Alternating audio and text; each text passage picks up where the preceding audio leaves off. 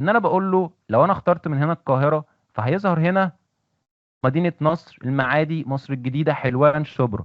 طب لو جيت هنا واخترت مثلا اسكندريه، هيجي الناحيه التانيه هنا ويفتح يلاقي العجمي، سيدي جابر، سموحه، وهكذا. الجدول ده فيه إيه يا شباب؟ فيه القاهره، فيه اسكندريه، كل واحده منهم تحتها المدن بتاعتها. انا هنا عايز المدينه، وعايز هنا احط الجزء الخاص بالمركز.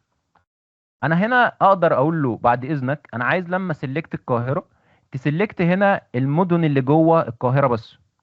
نفس الكلام في المركز. لما اختار هنا اسكندريه يجي لي هنا المدن اللي جوه اسكندريه بس.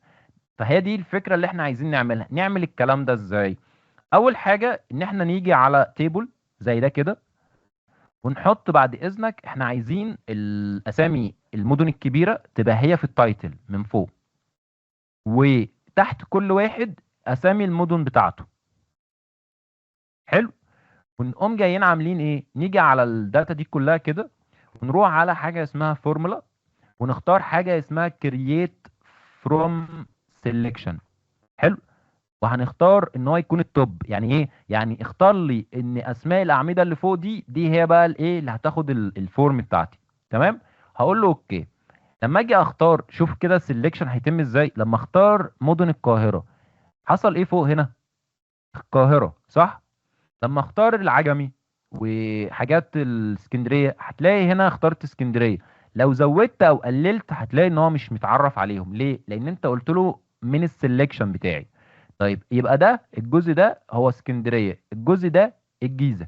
تمام. طيب ارجع بقى للجدول اللي انا عايز اعمل فيه الفاليديشنز بتاعتي، وتكون عباره عن ان ما اديش اوبشن للشخص اللي بيدخل الداتا انتري، سواء بقى من فروع، سواء من موظفين تحت منك او اي حاجه. ما تشغلش دماغك ان انت هتختار المدينه ثم تختار منه المركز. قول له كده، قول له انت ده شيت اهو جاهز، اشتغل بناء على كده. وانا هنا بدي مثال، كل واحد بيطبق الكونسبت بناء على الداتا وطبيعة شغله هتبقى عاملة ازاي. فانا مثلا هنا، انا هنا اول حاجة هعمل ايه؟ هقول له بعد اذنك استخدم، خد الاول، يعني انا هشيل القيمة دي، الاتنين دول كده هما الايه الاساس بتوعي. تمام. انا هعمل ايه؟ هقوم جاي هنا مثلا شوية الاعمدة دول هقول له بعد اذنك انا عايز داتا، وفي حاجة اسمها فاليديشن. تمام. من داتا في فاليديشن اقول له بعد اذنك انا عايز ليست. تمام. طيب الليست دي بعد اذنك انت هتجيبها منين؟ هقول له والله حضرتك هتروح تجيبها من اسماء الاعمده من فوق. فهو هنا هيختار ايه يا شباب؟ هو هيختار القاهره، الاسكندريه، الجيزه، المنصوره، طنطا، اسماعيليه، اسوان. دي الليسته اللي هتظهر له. ثم بعد كده هقول له اوكي. فلما اجي اختار هنا هيحصل ايه؟ ادتني بس اسماء المدن الكبرى.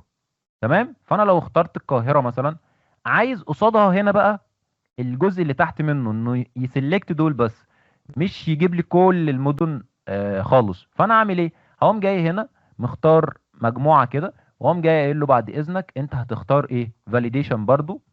بس انت هنا هتختار ليست. بس هنا انت مش هتروح تجيب قيمه، لا. انت في هنا معادله اسمها indirect بتساوي ان، سوري، ان دايركت، لازم تتكتب صح، ان دايركت. وبعدين اقول له انت هتروح تجيب لي القيمه اللي موجوده هنا. بس هو هنا يعني احنا عايزين نثبت العمود، فاهم؟ فاحنا هنعمل ايه؟ هنعملها كده اللي هو ايه القيمه دي بس القاهره، واقفل القوس واقول له اوكي. اللي حصل ايه بقى هنا؟ ان انا بقول له لو انا اخترت من هنا القاهره فهيظهر هنا مدينة نصر، المعادي، مصر الجديدة، حلوان، شبرا. طب لو جيت هنا واخترت مثلا اسكندرية، هيجي الناحية التانية هنا ويفتح يلاقي العجمي، سيدي جابر، سموحة، وهكذا.